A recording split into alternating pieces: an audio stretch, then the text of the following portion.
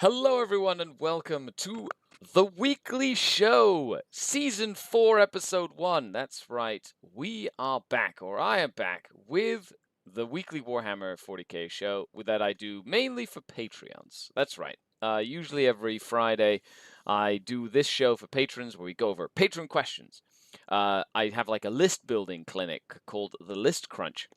And I talk a variety of different things in the hobby, from meta to tournaments to just general musings every Friday whenever I do the show, usually around 10 a.m. Eastern Standard Time, and for about an hour and a half or so. So make sure you stay tuned, hang out, post a comment down below. Let me know what things you'd like to know and think and all that good stuff.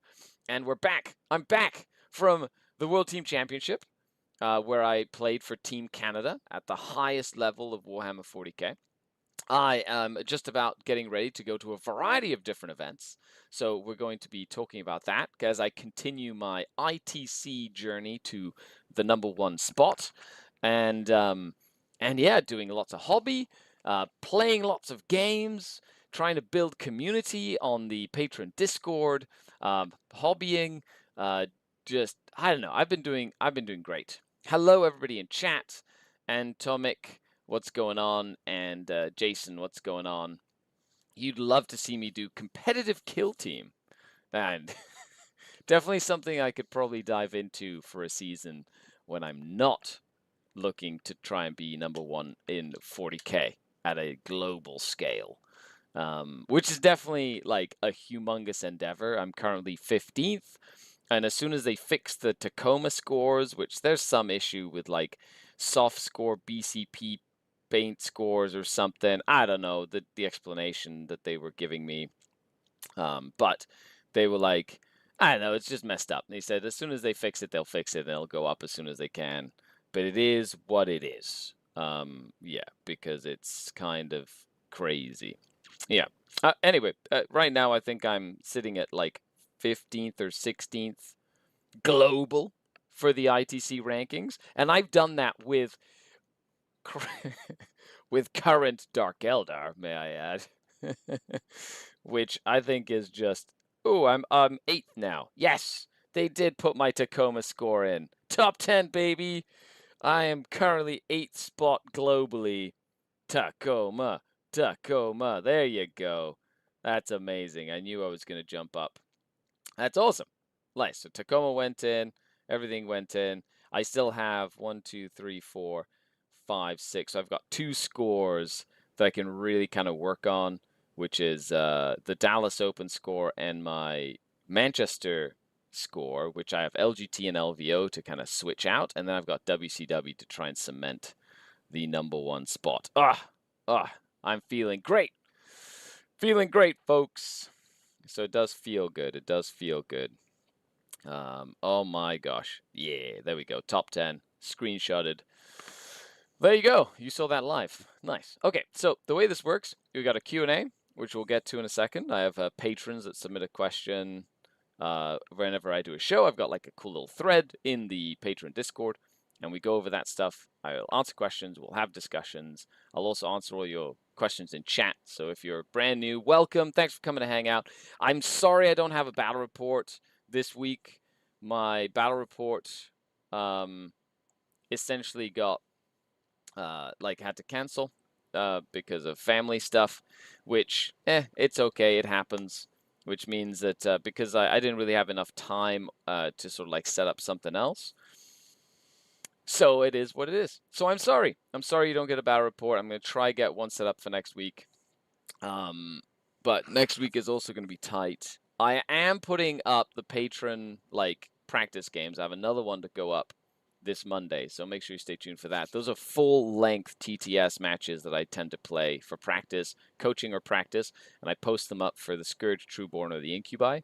And it's a full, thought processes and crazy ideas and full dynamics of micromanaging game states and gameplay. Like if you want a full watching me play a game while I talk out loud, those are fantastic. They're very useful. Okay, dive in. Of course, let's jump in. What have I been up to? Well, I went to the WTC as a member of Team Canada. I also played the War Masters Challenge, which was great. I had lots of fun. I ended up dropping my last game into Mr. Olivier, who is basically the reigning champion, and the reigning champion of the War Masters, and of course returning French champions, the captain of the French team. And he I made one little mistake early in the game that we played. Well, not a mistake. It was more like a let's see what happens. And I found out. And I lost 7-13, like on the differential. So about 20 points, like about 20 points difference. So it wasn't like a terrible loss, but it definitely was one that like I could have probably won it, and it is what it is. But it was a fantastic time.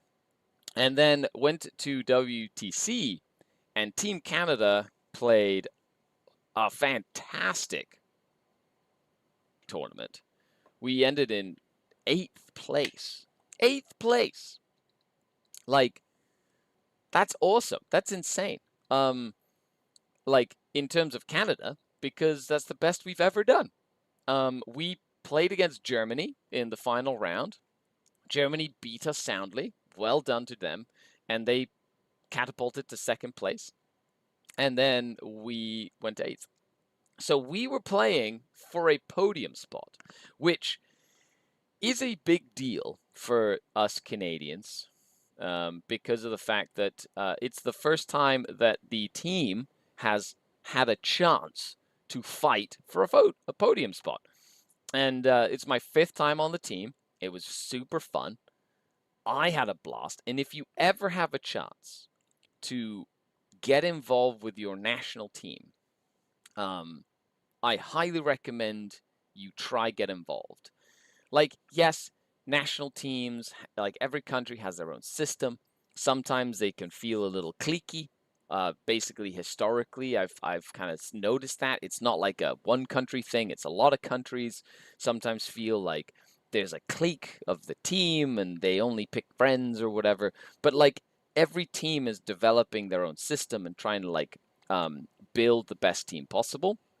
But get involved. Like that's how you get onto a team and want to play at that national level. If you think you're good enough, get involved. Get involved.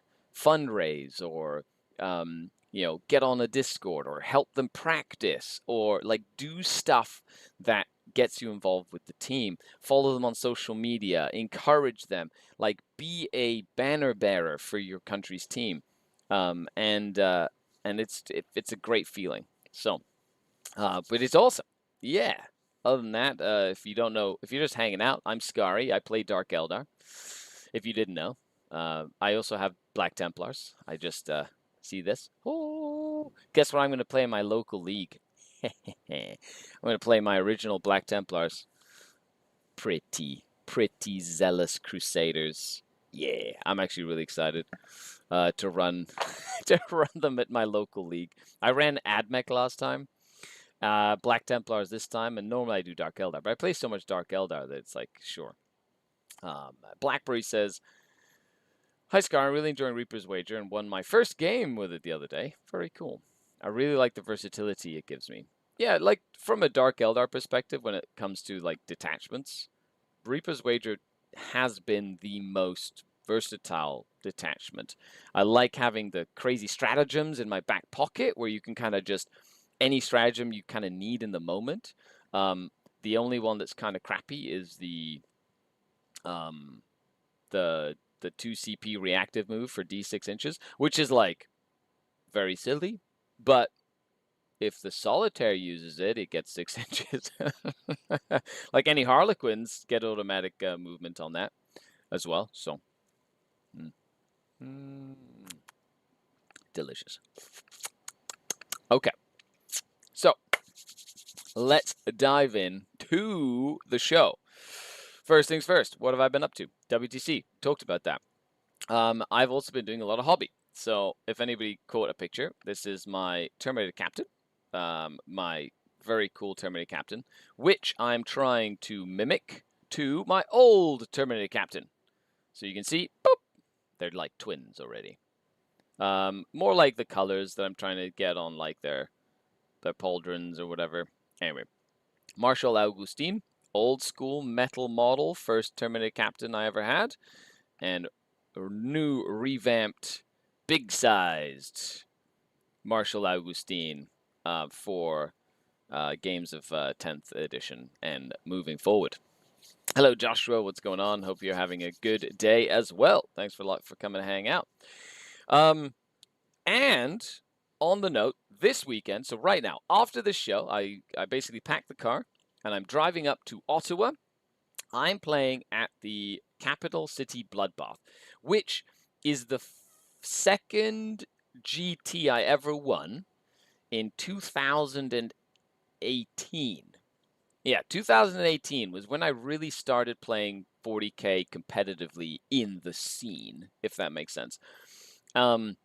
So 2018, the Capital City Bloodbath. That was back when Inari was super busted, and I was playing my Dark Eldar, same as, and I ended up winning with my Dark Eldar back then.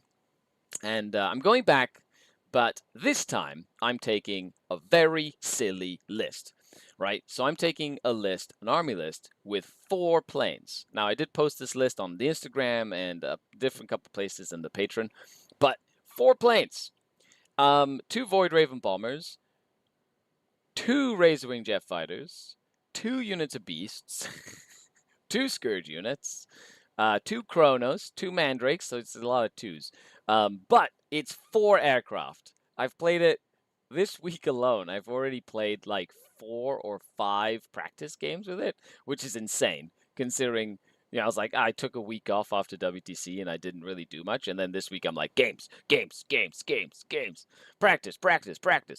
And it's 4 aircraft. And it's the only reason I'm doing this, for anybody who knows, is the Capital City Bloodbath is like 70 players. And so the size of the event has no bearing whatsoever on my international ranking, which means it's like an RTT to me at this point, which is silly to think about. Huge shout out to the Red Dragon, who's literally been sponsoring my trips overseas and planes and accommodations and tournaments so I can do this crazy tournament run. So this whole tournament run has been sponsored by the Red Dragon that's in Ottawa. So hopefully I go. Hopefully Dan's there at the event. I get to see him. But there's a link down below for like dice and all the cool Scary merch and stuff. Like if you want to support what I do, go and support Dan at the Red Dragon and use the code Skaredcast25. And that really showcases that you care, that I care, that he's caring for me, basically. Anyway, so I got distracted there. So I'm taking the 4 planes, which is silly. And in my testing, this is what I have found. Are you ready? Turn 1, nothing happens. Turn 2, I table my opponent. It's been very silly. I can't wait for the going to the tournament where I like go in. I was like, aha, and then they make all their invul saves, and I'm like, ah, and then all my planes die, and I just lose. But it'll be entertaining. Hopefully the games will be over fast. Like that's one of the biggest reasons. I just want the games to be done. I either win fast or I lose fast. That's it. No more 4-hour rounds for this guy until LGT and LVO over here. Hello, Roll and War. Hello from France. Hello. Salut. Thank you for all your games at WTC. You really inspire me for more tactics with my Reaper's wager list. That's awesome. Well, I'm glad you're learning something. Oh my god. Coffee on my boob, on my mustache. The flavor saver. I love the RP element of having a bunch of Dark Eldar aircraft swooping in, strafing everything on the ground. Yeah, aircraft don't work in 10th edition. They just don't. They're like, the rule mechanics do not work for aircraft. I don't care who you are, or like, it just doesn't work. They're trying to mix like a helicopter with like an attack, like F-22 or whatever it is, and it's like the mechanics don't fit the like my immersion. Like, they're great. Like, don't get me wrong. I love the idea of aircraft. They just don't work. If you want good aircraft rules, check out the new Horus Heresy aircraft rules. Those are good aircraft rules. An aircraft can come in and basically roll for reserves. They arrive, they come in, have to be in reserves. You roll for them to see if they show up, but they show up and they do like an attack run. And it can either be like a surgical attack run or a strafing run. If they do a surgical attack run, they can only be hit on 6s, but they can only hit on 5s. So like they can only attack with like their front weapons, which might be twin linked. So who knows? They might be re-rolling hit rolls, but who knows?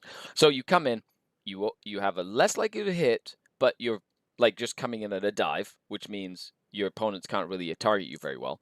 Or you come in low for a strafing run. Your opponent can shoot you normally, but you get to shoot all your guns normally. So like for a big gunboat, it comes in and just like, and then they have to leave. They stay on for one turn, they do their run, and then they leave the next turn. Or they just come in, boop, and they go away. And I think that's the best representation of aircraft I've seen, which I think is really nice. Nick Brooks, look forward to hearing about the plane spam, picking up a Razor Wing tomorrow. Nice. The models are gorgeous. And I just spent the last 2 weeks, like, fixing them up, like, bringing the paint up to speed, fixing chips, doing a little bit of, like, all 4 of my planes, you put them together now, and they look like, they're not in, like, different stages of being painted. They're all about the same level of being painted, which is, like, key. And then I fixed some of the basing that some of them had, like, broken and things. So I'm really excited. Like, that's one of the things I like about going to a tournament is it gives me the inspiration to fix my stuff and just kind of get it up to speed so it looks nice. And I've got my display board, which I will be taking, but looking at it just in light again, I'm like, oh, it needs another coat of every color I put on there because I did it so fast. But it just needs another coat of paint in order to kind of like, you know what? Yeah, let's put another coat of paint on it, kind of continue to work on it. I need to like fill a couple of gaps and holes. And anyway, my little display board, I'm going to do a little bit more work on the display board next season, as I'm not going to be so crazy heavy on like ITC winning. I'm going to be doing more like national circuits, and Dan and I can be working out like Red Dragon and I, hopefully following our relationship into the next year, because it's been really working so far. So thank you everybody who's like showed your support with that as well. And then, but I'll have my display board and maybe go down to like Adepticon and things like that for stuff like that. Speaking of which, this is a big announcement. I'm going to be at Nova. I'm not going to play though. Games Workshop asked me to shoutcast their live stream. That's right. The official GW live stream will have yours truly and JT, the 2 Dark Eldar players from Canada, shoutcasting Nova, which I am super excited about. So I literally fly out on Wednesday. It shuffled my whole, like, this literally happened like within a, like it was all got planned within like the last week or so. It's like my whole week got scuffed. So I'm flying in on Wednesday. I'm there all of Thursday helping set up, and I'll be there Friday, Saturday, Sunday, and then leaving on Monday. So I will be at Nova, and I'm really excited to see any of you come on by to the live stream booth, and or tune into the live stream, because you're going to have some grade A commentary from JT and whatever this clown says. So I'm really excited for that. Please spread the word. Spread the word. Let everybody know that this Nova stream is going to be insanely good. And I'm really excited to kind of like showcase this casting stuff. I'm probably going to wear a suit. I don't know. Maybe should I wear a suit? Maybe I should wear a little Archon hat. I don't know. I don't know what I should do there. But yes, hello from Australia. Hello. Will you take sign? Oh, sorry. There's a bunch of questions. By the way, if you don't want me to miss a question, super chats work great, because then I don't miss them. Let's see. We go. Look forward to hearing about the plane spam. Yes. Zam says, hello. Will you take scythes on bombers or lances? Scythes. Always the scythes. it probably just makes sense that you always leave the table at the end of the round, so you only get a few chances to use them in the game. Maybe make them more powerful. Yeah, like a plane should come in, do an attack run, and then leave, and then come in. Maybe use it 3 times in a game, depending, maybe 2, 3 times in a game tops, and that's it. Like, it shouldn't be like a fixture where it like is just a part of the game. It should just come in, do attack runs, and leave. That's what aircrafts should do. It should feel like aircraft. Jacob says, hello from Australia. Never caught you live before for good reason. Going to bed now. Oh, for good reason. 'Cause you suck. You suck. No, thank you very much, Jacob, and good night. Have a good night to you. GG says, oh, cool. Finished 3 units this week for tournament. Nice. Eden, or Eden. That is awesome. Like, finishing stuff is great. I'm also working on this Gravis Captain, which is also very similar. I did something different with the cloak, made it a little bit more darker and like more worn cloak. Not exactly sure I like what I did with the cloak, but it is what it is. And of course, I've talked about this guy, but I'm going to be painting him and both of my brand new Black Templar characters that GW sent me. So thank you, GW, for that. Which are the Execrator and the Crusade Ancient. But I am considering doing a Crusade, because the Tabletop Forge, my local game store, runs a Crusade League, and they've been running a Crusade League for like a year. And they've done every single Crusade book that GW has released. We started with the Tyrannic War, and then we went to Pariah Nexus. Now we're doing Nakman Gauntlet.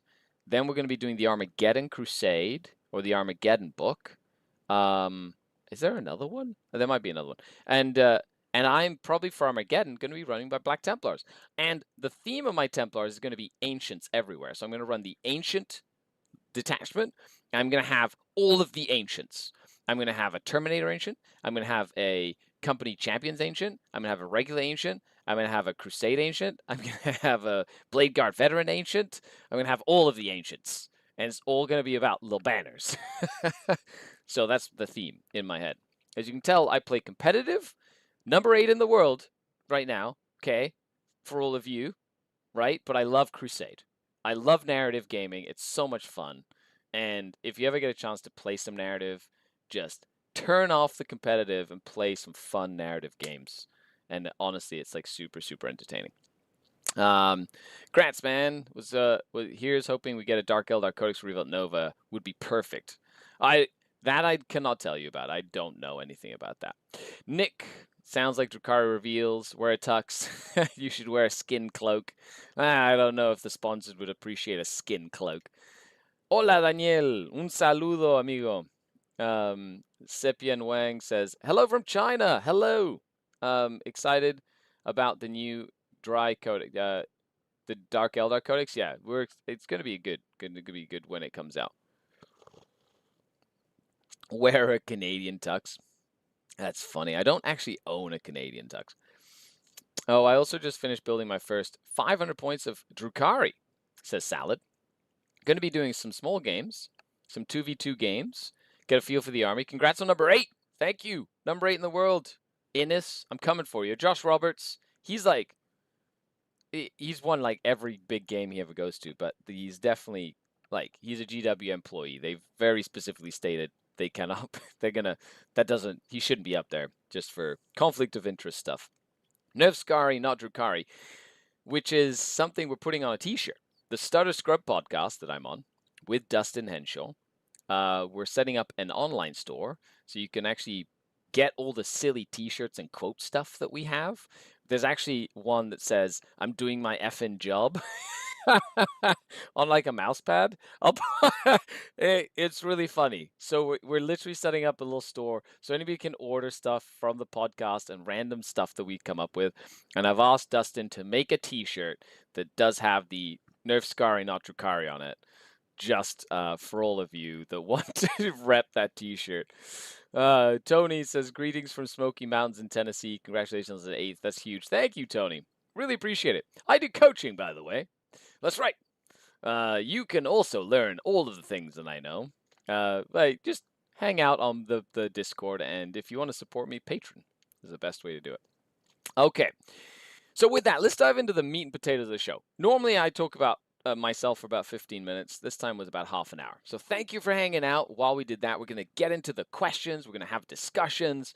We're going to talk a bunch about stuff that mattered in the hobby world. And then we get to the list crunch, which is like the meatiest part of the show, where Scourge, Trueborn, and Incubi level patrons can submit an army list every time we do the show. And it's like a list clinic, but live, where I get to give you my thoughts and we discuss different builds. And as you develop an army list, it just gives you a really good idea of like what to think about and taps into my 30 years of experience playing Warhammer and other tabletop games to kind of like fine tune your stuff. Because I'll tell you right now, the art of making an army list is an art that is quickly disappearing.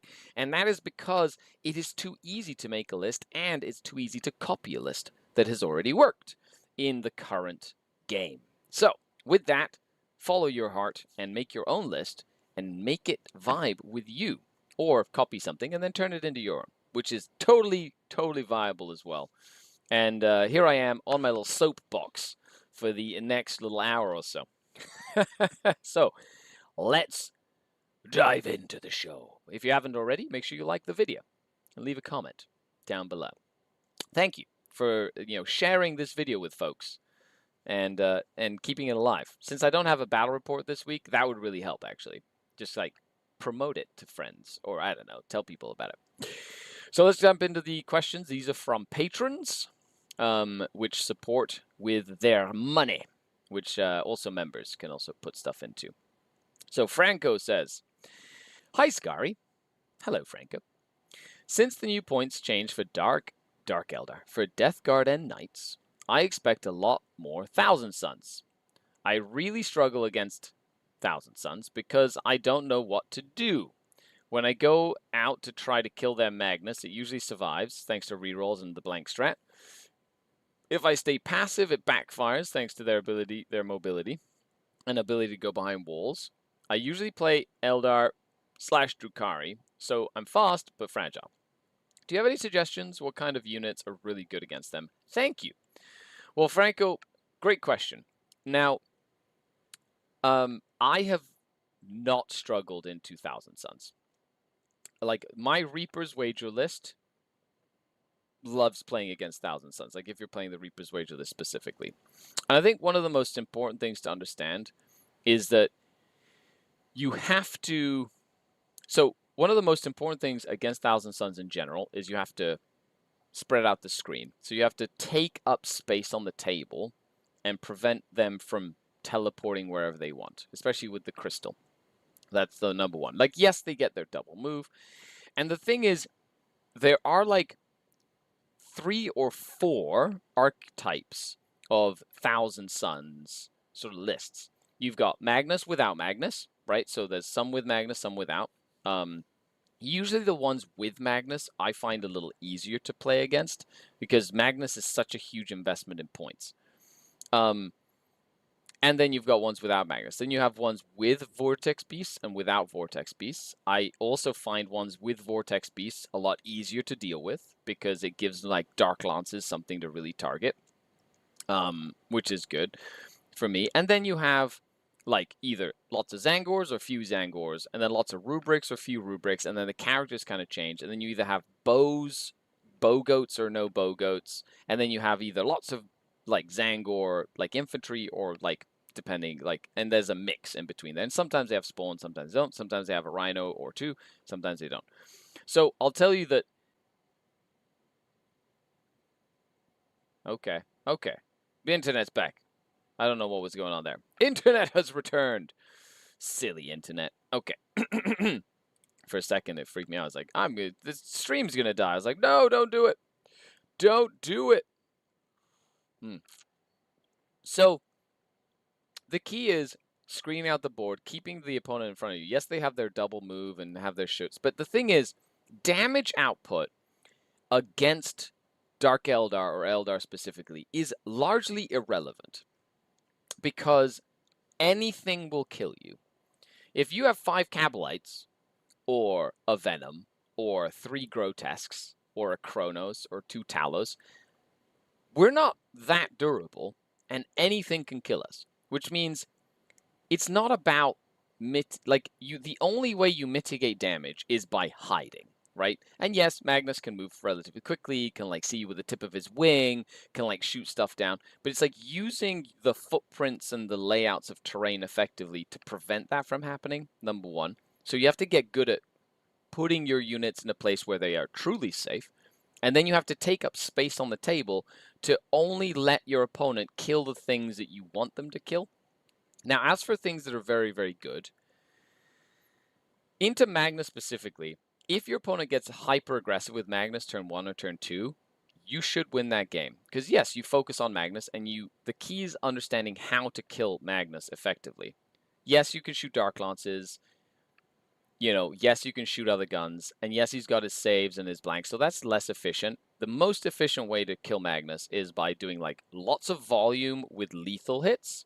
So like a bunch of like Hellions, for example, with like lethal hits and twin linked, bunch of shots. Even though they're only, they just roll lots of dice. Grenades, fantastic way of killing Magnus. Grenade is like one of the best ways to do it. Anything that has devastating wounds, like haywire guns, right? Even though he's got -1 damage, it's 2 damage a pop every time you roll a 6. And you can't blank against something you don't roll a save against in the Thousand Sun book. You have to physically have to roll a save and then blank it, which means you can't do it against dev wounds. So haywire guns, grenade, tank shock. So if you have a chance to take out Magnus, you want to try and line up those like main things to go in and like take him down in one go, and then finish him off potentially in combat with something that has lots of attacks that has decent AP and lethal hits. So you need a couple of CP in the bank, so don't like spend your CP too aggressively. Ignoring Overwatch is also massively important, and things like Beast Packs. I harp about the Beast Pack, but the Beast Pack is one of the best units in the Dark Eldar Index. If it disappears, I'm going to be very sad for the Codex, and I hope that we get something that is similar in play, I don't know, style, or that fills that gap, so that it doesn't feel like it's completely irrelevant. But so the Beast Pack pressure, the multiple wounds, the ability to take up space, and how fast it is, you can kill like. Every time I played in the Thousand Suns at a high level, if I go second, the Beast Pack is great to like push out on my first turn to prevent them from teleporting where they need to go. If I go first, I can yeet the Beast Pack forward and they tie up units. They kill like the little Zangor enlightened units that they're trying to use to screen, or Zangors, and just get rid of like some of the scoring units and chaff. And then my opponent has to put a decent amount of effort into killing the Beast Pack because there's so many wounds, which then means they tend to overcommit to them, and then the second wave comes in of like Lilith and the Drazar and like other stuff that can actually do some damage to them. Anyway, Franco, I hope that answers your question, but thank you so much for a well thought out and interesting discussion piece. Moving on, Foz says, by the way, if you're in chat and you want to post a question, chat. Hello, Master Archon Skari. I hope you're well. I am very well. Thank you very much for asking. I am well. I rested. I went to WTC. I spent a week of doing nothing, except I played a couple of Crusade games in my local Crusade League, and I painted, and I played tons of Baldur's Gate, because I started a new Baldur's Gate run through as a paladin, because I was like, I don't want to think too much. It's a vengeance paladin, so I can murder stuff if I want to, and I don't have to be too good, but it's also a paladin, so they're like OP, and I'm just going around just murdering stuff. It's fun. I really enjoy playing Baldur's Gate. It is entertaining. And then Dawn of War announcement came out, like Dawn of War Definitive Edition, which, by the way, for the GW stream, there's going to be like giveaways for like Dawn of War like codes and stuff. Oh man, stay tuned for that. It's going to be insanely cool. They even away like raffles for like a contest for like Joy Toy stuff and like a whole bunch of really cool things they're just going to be giving away. So make sure you tune into the Nova stream. It's awesome. Like the setup is going to be great. And then Dawn of War 4 got announced. Like, that's the game that I started playing. Like, that game was, like, formative for me. I remember I was in, like, high school, I was like, like early high school when Dawn of War 1 came out, and we played that so much. It is so many good memories come from playing Dawn of War. I'm so excited. The base building is back, and they have Adeptus Mechanicus is one of the factions, and Space Marines, and we're going back to the Coronis Expanse, which is like literally like the core of like Soulstorm, and oh man, and it's like a company that like has really worked hard on like the first player campaigns, which is good. So one player campaigns, which means you don't have to play. And I love the story. And I just remember spending so I'm gonna play that game. Okay, let's just say that Dawn of War 1 trailer, Troy, is the best. It still gives me goosebumps every time that dreadnought walks out of the freaking building and just assault cannons an empty hill for no reason. So cool, okay? So freaking cool. I won a chapter approved cards in the Edmonton stream. Oh, that's awesome. So yeah, they do giveaways all the time. That's fantastic. I know Blood Angels are the best Marine chapter and therefore deserving of your Codex Supplement review earlier this year. However, do you plan on doing similar review for the Black Templar book? So GW has sort of like cut down on the amount of physical copies it's sending to content creators because of the leaks and stuff like that. And it's also unfeasible to just send physical copies to as many content creators as they have, is what they said. Look, I'm always happy and pleased that GW sends me stuff. Like, I'm going to review the stuff that I like. I'm going to tell you what I think. I got my physical copy, right? I was able to borrow it from Mini Wargaming. So now I have a physical copy in my hand. But yes, I would love to do a physical review of these. I want to do a couple more reviews, especially since I've been lacking on the YouTube videos. So I do apologize for that. I'm going to be doing a tournament review for this weekend, and then I'm going to hopefully have a battle report. But yes, I want to do more of these. I want to get into the hang of doing them again, but it's harder to do with not the physical copy, right? So it's either like I do like a PowerPoint presentation when GW sends me the early reviews, right? Because they send me the stuff early. So I have to like set up a PowerPoint and transcribe very much like AOS Coach does or things like that for their stuff. But it's like, it's harder to do if I don't have, I like having the physical copy and showing it off with a camera. That makes it a lot easier for me to read and go through and stuff like that.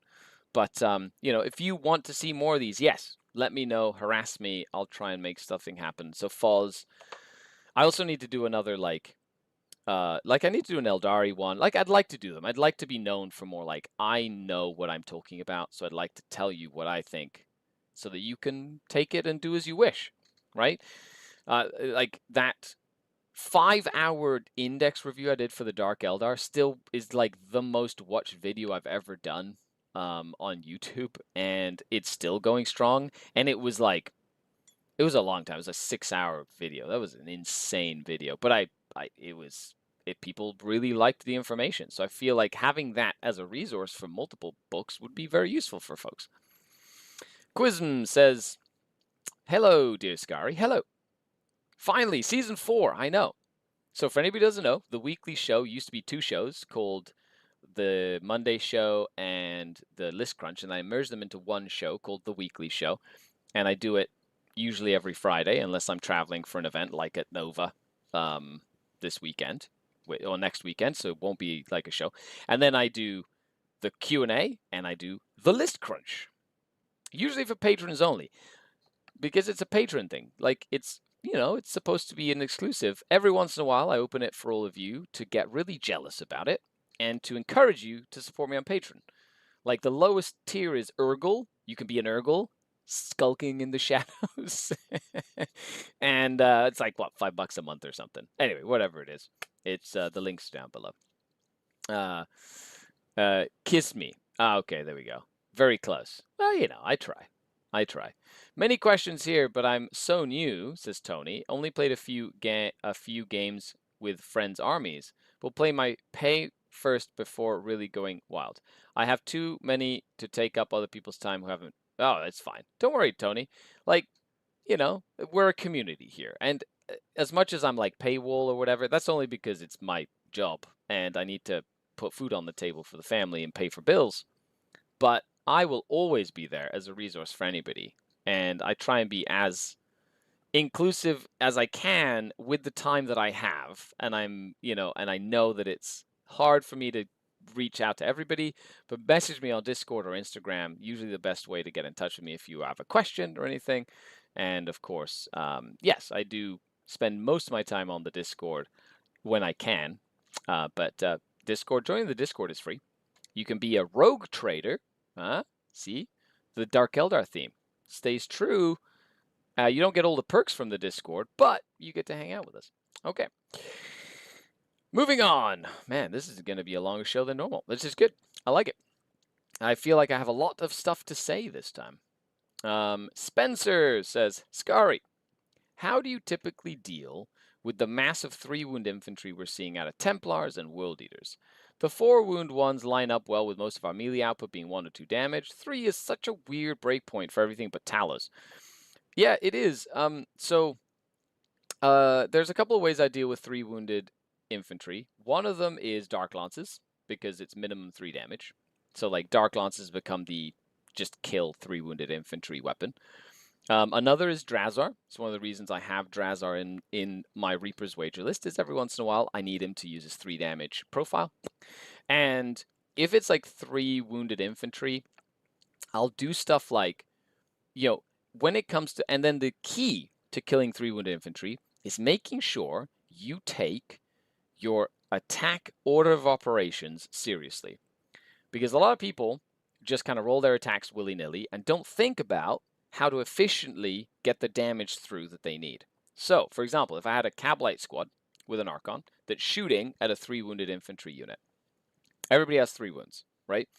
So you have to shoot every gun with a certain profile in a certain way. So what I would do is Archon's Blast Pistol, 1 profile, Sabrite's Blast Pistol, another profile. Then I've got the Shredder, the Splinter Cannon, the Blaster, the Dark Lance, right? And that's it. That's the 6 weapons in that squad. So how do you maximize against 3 wounded infantry? Well, I shoot a Blast Pistol first. Why? Because it's D3 damage, so it could kill a whole one. So then you go, okay. Then you see, does it go through? If it goes through, D3 damage. Did it do 3 damage? Kill a whole guy? Okay, so then I do the next Blast Pistol. But the other option is it does 1 damage or 2 damage. So if it does 1 damage, there are 2 wounds left on a guy, which means now I shoot the Splinter Cannon. So Splinter Cannon, 2 damage. Hopefully 1 gets through and efficiently takes the 2 wounds off of that last model. If 2 wounds go through, it kills the 1 model and leaves 1 at 1 wound. So if that happens, right? So if I kill the 1 model and then there's another left at full wounds, next Blast Pistol, right? And I kind of start the process again. Or a Dark Lance, or a Blaster, right? Or if it goes 2 through and then I have 1 wound left, what do I shoot next? The Shredder. Shredder is 1 wounded. So I'm trying to efficiently do that. Maybe 1 wound goes through, kills the model. Maybe 2 wounds go through and then I have another with 2 wounds left, which then means what? I'm going to shoot probably the Blaster because it's minimum 2 damage. So it's efficiently going to kill that model if it goes through. Then on the 3rd model, I can probably do something like the Dark Lance to make sure it dies. And then I have 1 more, say, Blast Pistol at the end. That's how you efficiently kill wound models, is keeping in mind your your attack profile timing, which also works in close combat, right? Don't just roll your attacks willy-nilly. 1 damage, 2 damage, different APs, what's more likely to go through. You can try and maximize your damage that goes through on weird wounded models. And you can be like, okay, I'm going to shoot with this. Where are you allocating that? To the guy in cover. Okay, so that guy has to keep on taking saves. So now I'm going to shoot my AP4 gun at the guy in cover to try and kill him, right? And then move to my AP1 stuff. There's lots of ways you can do it, right? Oh yeah, that's how I show respect. Money is necessary for time and family. I respect that and will pay you for your time and knowledge. Thank you. Yeah, thank you, Tony. Well, I appreciate that. That means a lot. But I hope, Spencer, that answers your question and maybe gives you some food for thought as you try and kill some Space Marines. Even with Drazar, what I'll do in 3 wounded infantry is I'll go, okay, Drazar is going to do 3 wound, 3 damage attacks, and maybe I'll roll him first. So he rolls first because that'll determine but you have to declare all the other things. So I'd go, he goes first, 1 damage attacks from the Clavex, or I do the 2 damage attacks from the Incubi, and then depending on how many go through, I might have a guy left with 1 wound, so then I do the 1 damage attacks to like efficiently kill that guy, and it's more attacks, which then means he might kill a 3rd guy as well. So like there's just ways around it. There are ways that you can maximize on your damage. Moving on, Bamboo and Brains says, good morning, Scary. Given the previous current state of knights, do you find yourself considering fixed secondaries more? And if so, what do you at least consider taking, even if you decide against it? Which do you at least consider taking, even if you decide against it? So fixed versus tactical objectives is a discussion that can't be had in a vacuum, because it depends, right? A lot of the answers to any 40k question are, it depends. What is the board state? What is the terrain? What is the mission? What is the layout? What are you playing against, right? Is it an aggressive, a defensive, all that stuff. So into Knights, I have loved fixed. Some people might say it's a trap, but with Dark Eldar, I can kill a big knight, and I can kill little knights. So taking fixed into Knights is not a bad thing. I tend to go for bring it down as like a standard. 6 points for a big knight, 2 points for a little knight, and if they have any other stuff in there, right? So I only need to kill 3 knights essentially to basically max out, like 3 big knights to max it all out, or 2 big knights and a couple of smalls. So it's like, it's an easy secondary to max out. Now, where it gets tricky is with the second one.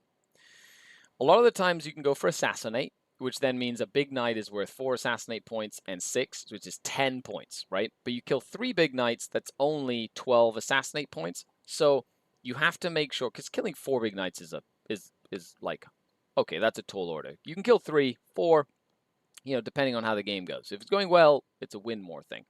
So then it gets a little trickier, because Assassinate can come bite you in the butt, like it did when I played at Tacoma, where I lost by like 3 points because 1 knight was left alive with 1 wound. If I would have gone for Bring It Down, which was my original, like, still Bring It Down, that would have worked great, but then gone for like Engage on all fronts or deploy Establish Locus, I would have won that game.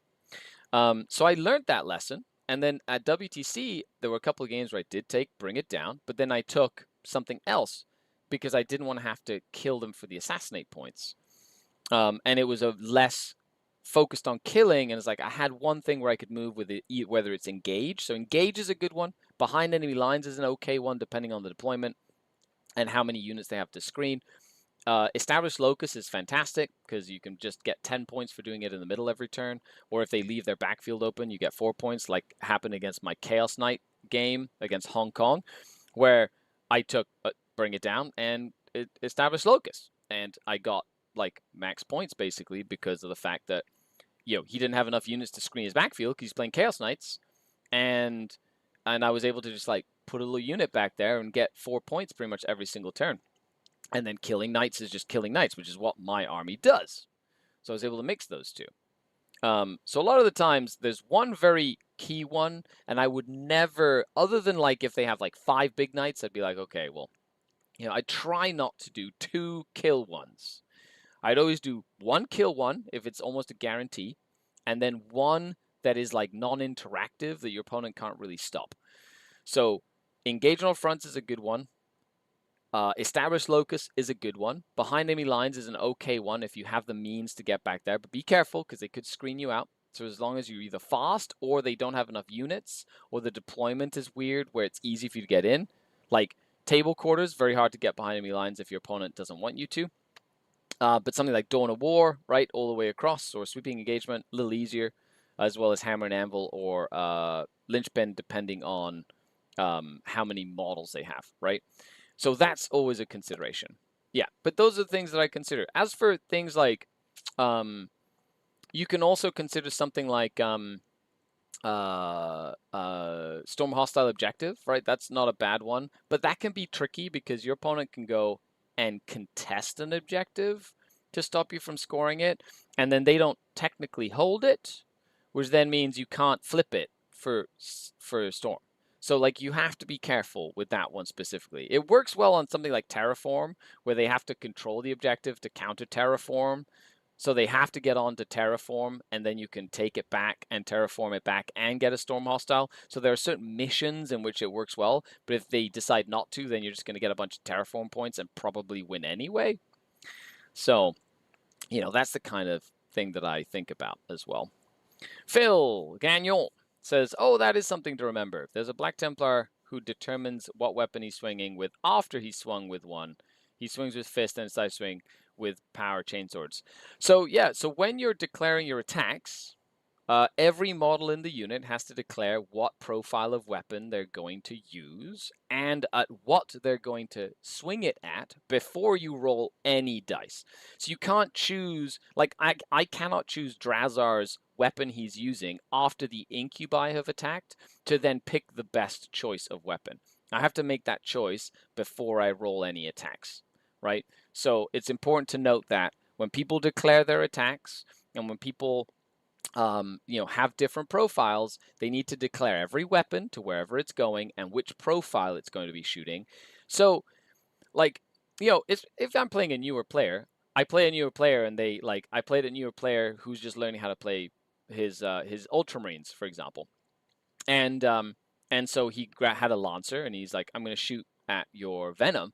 And he shot his big gun at the Venom, blew the Venom up. And then he's like, okay, so now all these little guns are going to shoot at that Cavalite squad over there. And I was like, oh, just so you know, you just have to make sure next time, like, I don't mind, do that now. That's fine. Just next time, you just remember to declare all your shots and where they're going before you start rolling dice. But it's something that sometimes it's not like intuitive in a lot of ways. People just go, oh, this gun here, low. They know what they want to do, but they don't declare it. So it's just something to teach people how to do, or to remind people. They're not necessarily doing it out of malice or because they know that it's an efficiency thing. It's the same thing with wound allocation, right? When you allocate wounds and take saves, you have to declare which model is taking a save and roll for that model until it dies. And then you declare the next model is taking a save, and then you roll for that model until it dies. And that's how you do wound allocation. Now, when I'm using something like a beast pack and I'm taking a bunch of different damage attacks or whatever, I'll go, okay, I'm going to start with these 3 birds in this order, then these 2 Claude Fiend, then these 2 Chimera, then the Beastmaster, then the Claude Fiend. But I'll give them an order in which I'm doing my casualty removal, so then I'll roll my saves and go, okay, so in the order that I said, these are the models that I'm taking out. But it's important to note for things like the timing of like something with AP. Like if I shoot you with a Shredder, right, a Shredder, D6 hits, I do 2 wounds, and I go, okay, who are you going to put it on? It doesn't ignore cover, it's AP 0, it's 1 damage each, and you go, I'm going to put it on this Terminator or this big Gravis guy, not in cover, and you roll for it. They're okay, now I'm going to shoot my blaster, right? Because the blaster's AP 4 and is going to just negate your save. So that guy has to take this hit, he dies, right? So like little things like that can maximize your damage efficiency, which is super important to note. Oh, absolutely, with a new player. This guy's always at our local friendly game store tournament scene. Oh yeah, so they should know. But then again, a lot of players that have been playing for a long time are just lazy and just don't know the rules. Yeah, people are lazy when they get to a point where they're so like complacent. They're just like, I don't really care, right? And and it happens. It does happen, Phil. Okay, moving on. Whew, that was a great question, Bamboo. Hello, Mr. Scary, says Brimstone. Hello, Brimstone. I had a question I've been thinking about. What is the best way to make myself more appealing to competitive teams or groups? Is it mostly about skill and results, or do things like attitude, consistency, and networking play a big role as well? Great question.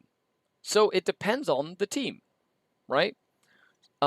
Mainly it's about having a group of friends or knowing people, like having a group of people to go with. Like making a team with friends is like the main thing that you need to go to a team event.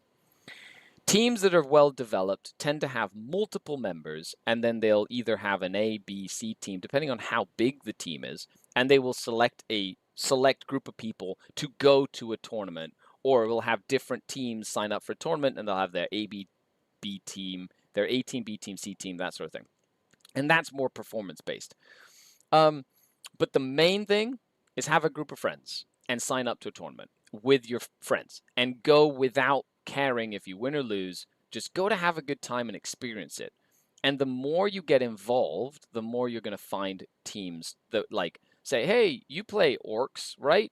We need an orc player, you know, like, would you like to play for us? Or, one of our guys is sick. Would you like to play for us at the team event or whatever? Like, there's just ways to get involved. Another option is to become a mercenary for an event. So big team events always need mercenaries because there will be times where players get sick, have a family emergency, can't make it to the event last minute, and teams will be struggling to find another player. And having a list of mercenaries allows the TO to be like, hey, we have a team that needs a player, can you play for them? And that's another great way of doing that as well. So it's, yes, competitively and stuff, like, depends on the team, but it's mainly about having a group of friends and going with people just to hang out on a weekend and shoot the shit and play some games of Warhammer. That is quite literally team events at its core. Also, if I can be a little greedy, could you share some insight on team events like ATC, WTC? I've never played one. I'm curious how the list building and matchup process differs compared to singles. I totally stand as if too much at once. Really appreciate any advice you can give. Thanks. Not a problem at all. So, in quick Cole's notes, list building can be a little bit more skewed because it's okay in a team event to have terrible matchups for your list, as long as you were aware of what these are, right? So if you're like, I'm going to build an orc list that kills knights, but my list is going to be terrible against Genestealer Cult, then you go, please don't make me play Genestealer Cult. I'm designed to go kill Death Guard, Space Marine tanks, knights. Like, that's what I'm designed to do. So it gives you more flexibility to build a list more to a vision if you have a vision of a specific list. Now, matchup process and stuff, that comes with a lot of practice. The key is to try and have a list composition that can attack things in the meta that are known, or things that are resilient enough against the things in the meta that are known, so that you can have a chance at winning with player skill elsewhere. But each team will have a different process. Some teams will try and win early, try and get good matchups early in the pairing process, and then don't care about the last wins.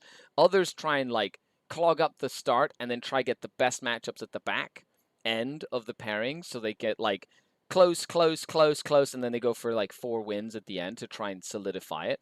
And sometimes folks have very weird faction specialist lists, which are very much designed for something specific, which isn't apparent at first sight. If you look at some of these French lists, they were very creative. They built their own dynamic, 80 Khorne Berserker list, or Olivier's Space Wolf list had the giant brick of Blood Claws, which was a very, very powerful part of it. But the Terminators as well, to just be a big brick, right? Just things like that.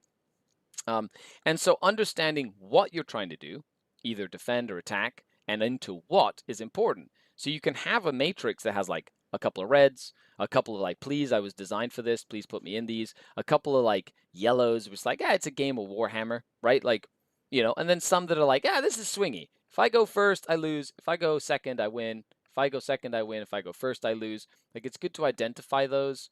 And then whoever's doing the pairings can see the best place to try and put you in to get the best sort of result at the end of it. But at the end of the game, it's still a dice game, and you never know what's going to happen. So you can plan, but you still have to play a game of Warhammer. And hopefully that answers your question, Brimstone.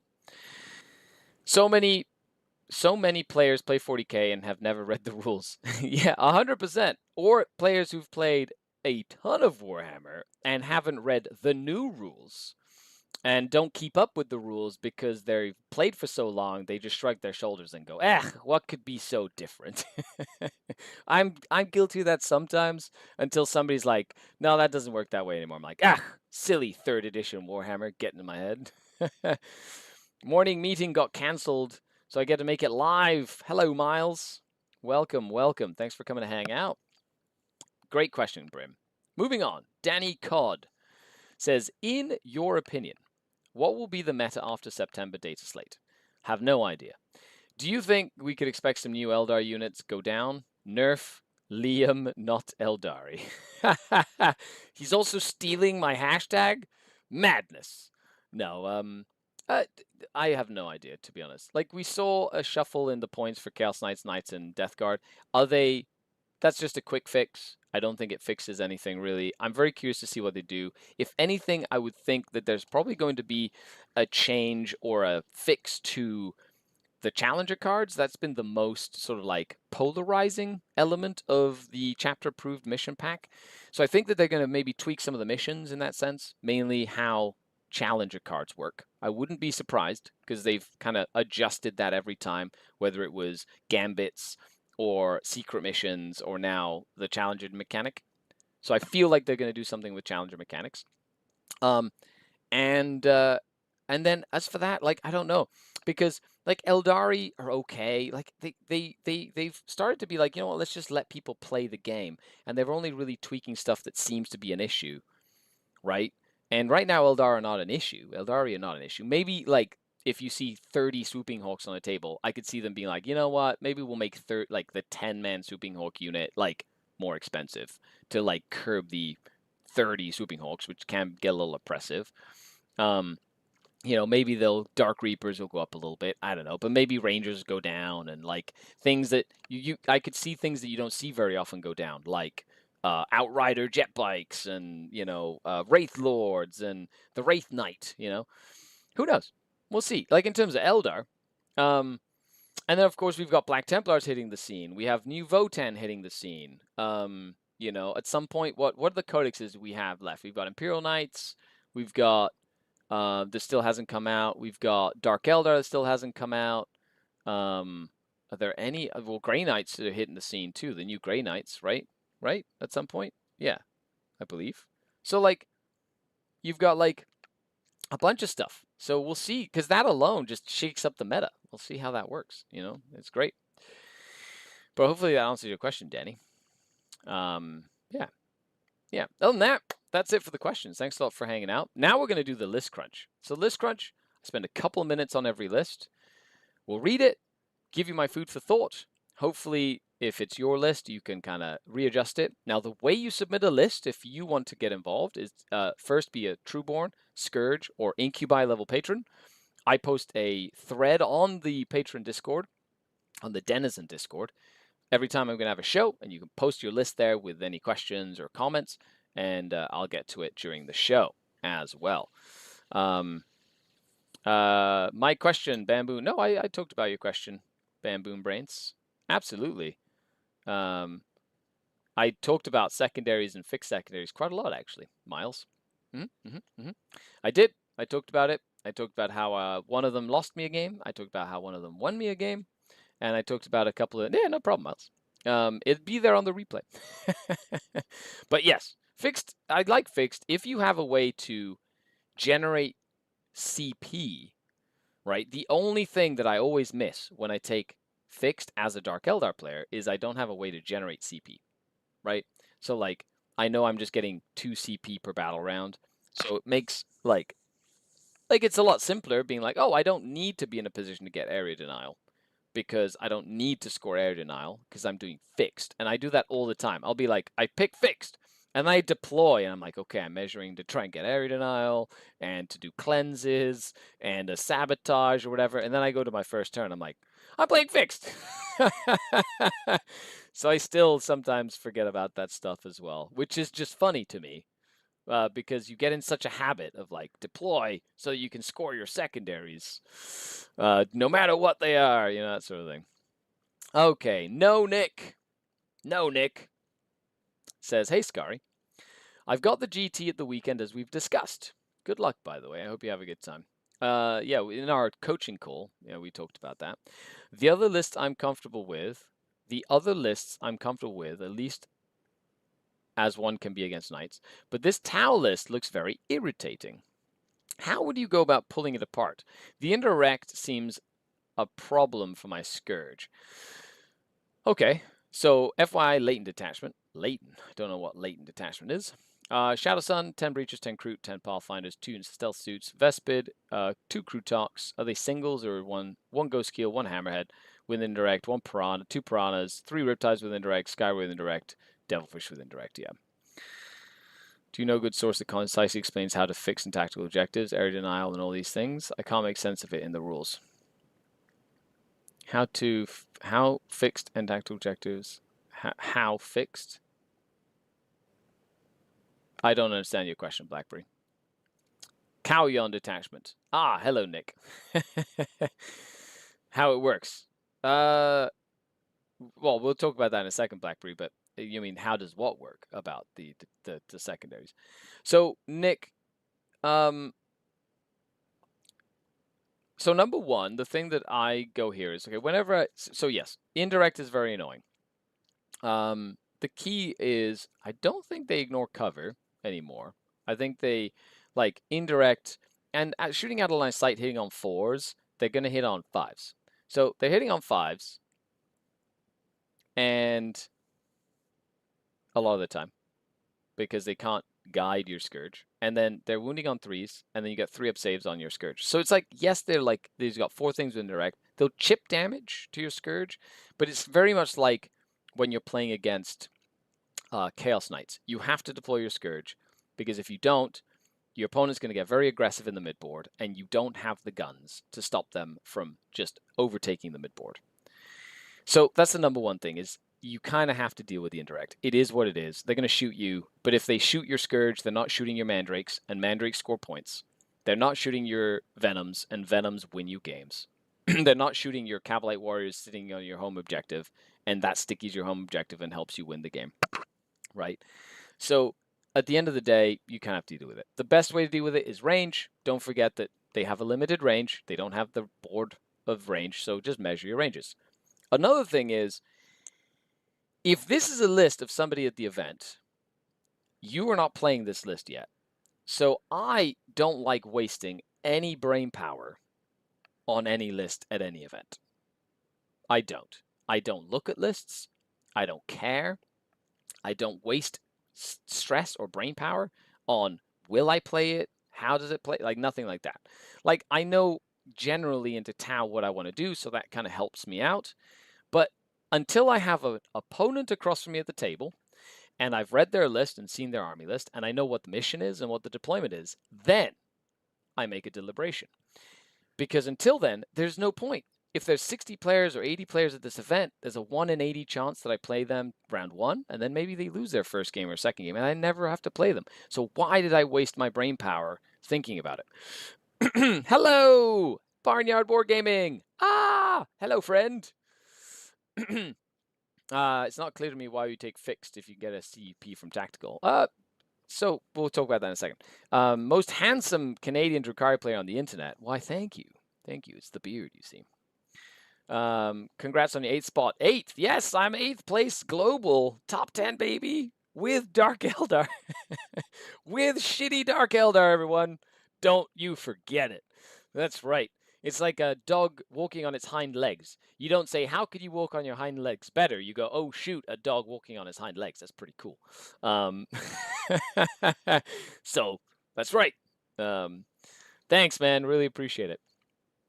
Yeah, so, Nick, so other than that, like, what I can give you some general thoughts is try and kill the stuff that scores points. So, Pathfinders, Kroot, right? The Stealth Suits, the Vespid, those things are important to kill. Early on, the Piranhas are very good to kill, and those are like high-value targets because they're easy kill points, which is easy pain tokens, right?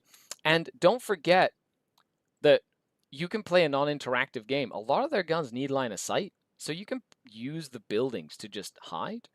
Use Mandrakes to stop their scouts, right? To try and stop their scouts, and or Beast Packs, right? If you're playing the Dark Eldar. And anyway, just try and kill the spotting units. So like the Stealth Suits, especially if they get aggressive with them, or the Pathfinders, kill those things. Just go out of your way to kill all the little crap. And don't forget that like the Scourge, like Haywire, will annihilate a Riptide.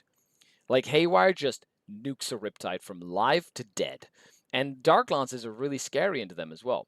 The Ghost Keel is probably the most annoying part of that whole process because the blanks and it's slown up. So the ghost kill is more annoying than anything else in this list. And I would make sure that I'm in a position to go and contest the objective it's going to be on and stop it from scoring points. But other than that, like Haywire is good. Like your combat kills everything that they have. Don't be afraid of the indirect. Just force them to give them lots of targets and make sure you cover your angles so they can't get you on the angles with how fast they are. If you do that and keep yourself alive, just you should win the game just over the course of many turns. And that's my thought process, Nick.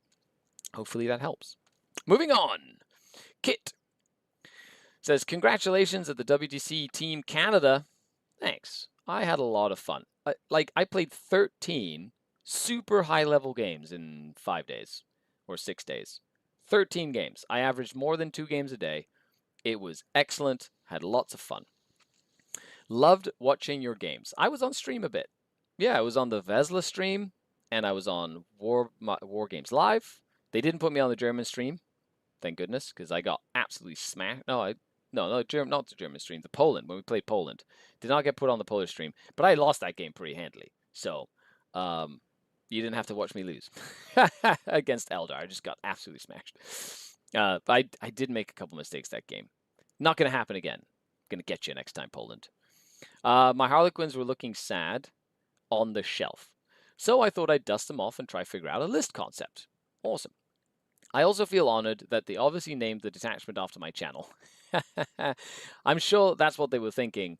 Primary denial, scoring is aim, killing is basically a bonus.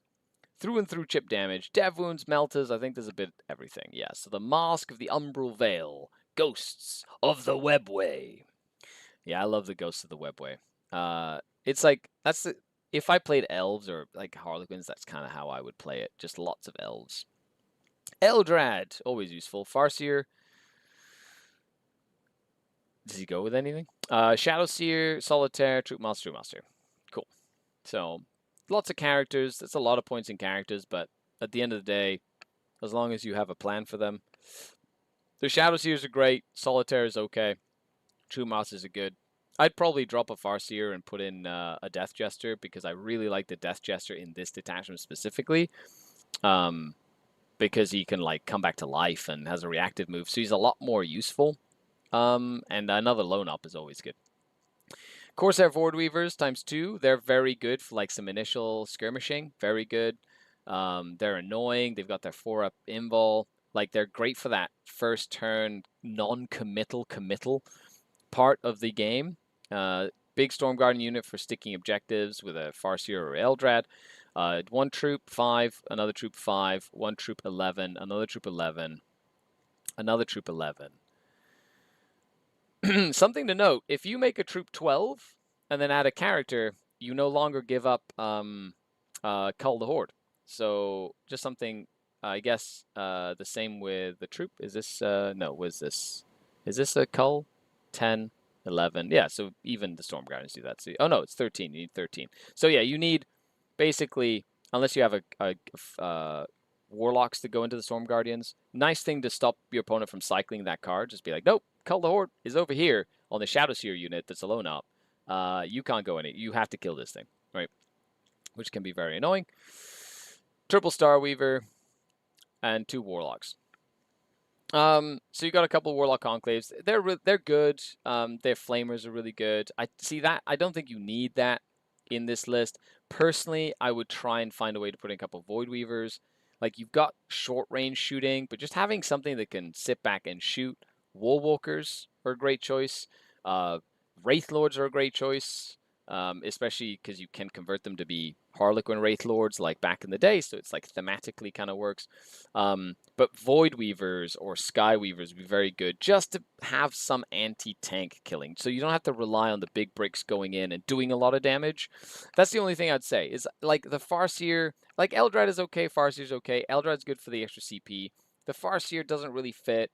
And then the Warlock Conclaves, I don't think you need them, to be honest. You know, maybe one single Warlock to go with the Storm Guardians for -1 to wound with the Farseer inside, and then try and find a way to put in a couple of Void Weavers with like Haywire, like lone up, decent shooting, just gives you some zoning and fire support. It's the only thing I feel like you're missing to like make it a list that I feel like I'd want to play this. Like the MSU I like, the characters I like, you got some skirmishing stuff.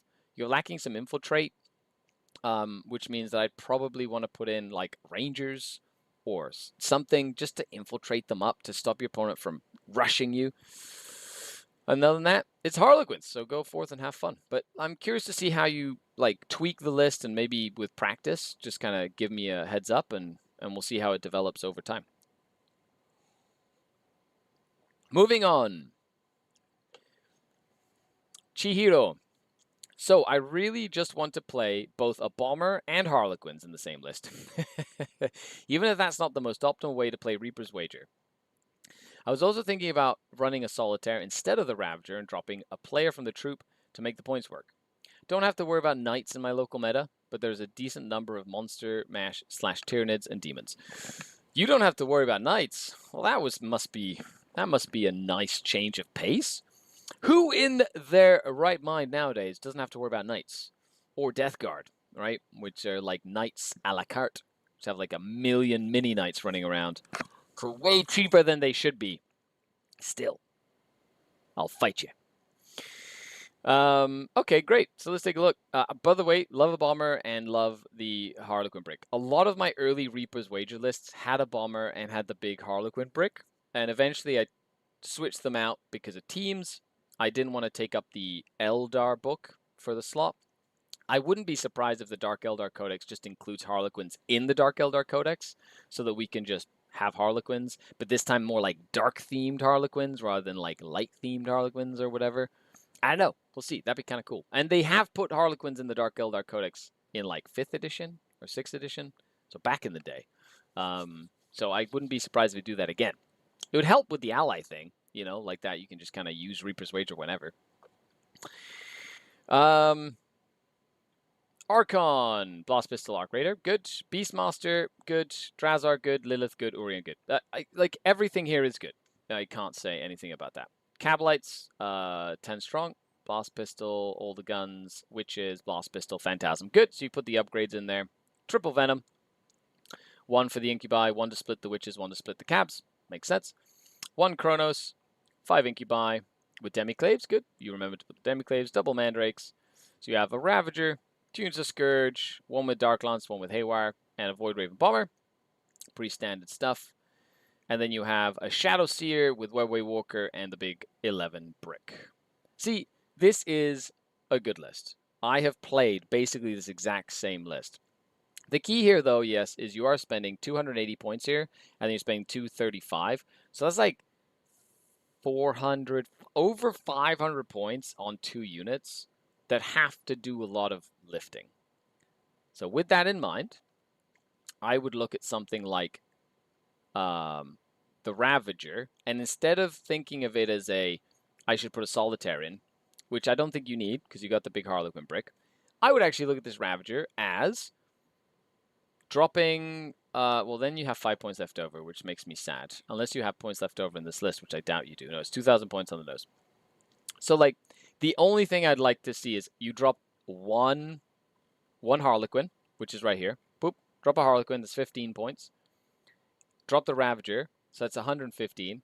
Yes, you could put Solitaire in, but I would probably put in 2 units of 5 racks to have more screens. That's kind of where my head goes. Is I need more little units to do mission things, and to like zone out the board and screen and stand on objectives, because I have more points invested in big killy units that if they don't do stuff, I need to move block and I need to contest and I need to get onto the table and stuff. But the list itself is solid. I love this list. I literally could play this list right now and I would. And it fits and I like it. So I would say you're good. They really should include Harlequins in the Codex if there is a Harlequin dedicated attachment. Right now, I can't access Harlequin allies because I don't have Eldari Codex. Oh, you mean like the codes as well? Yes, that is true. Having to like buy multiple codexes for allies and stuff. Very good business practice, right? From GW. It's just business, as they would say. It's not personal. It's just business. Why? Why would you make that? Why would you make me sad? Why would you make me sad? Tacoma Inn. Oh, did I not send it? Boop. Send. Yeah. Hooray. Okay. Okie dokie. So with that, moving on to the next list. Guar says, Hi, Skari. Hello. New idea after our coaching call. It was a very good coaching call. I don't take allies because I won't be able to due to the team roster, which is definitely something that we just discussed. So Xenos Drukari, you're playing Sky Splinter. Sky Splinter's still very good. Still very good. You know, and still probably has the highest damage output of the different detachments. By the way, like the video if you haven't already and share it on social media. Give me a little signal boost, folks. I'd be really appreciative of that because it is a live stream. And for some reason, YouTube loves burying the live streams. They don't really get nearly as much traction as I feel they could because they're like, I feel like this is good information. But I hope you do too. Drazar, Lilith, Urien, Archon, double Archon, one with a Nightmare Shroud. Yep, sounds about right. Of course, the Warlord is the one without the Nightmare Shroud. Makes sense to me. One Beastmaster. Yep. So, already like this. Yeah, it's good. 10 cabs, 10 cabs. Okay. With all of the good stuff. Yep. 10 witches with all the good stuff. 10 incubi, so you're running the large incubi brick. That's something I personally don't like, but I know you like the big hammer. 5 incubi.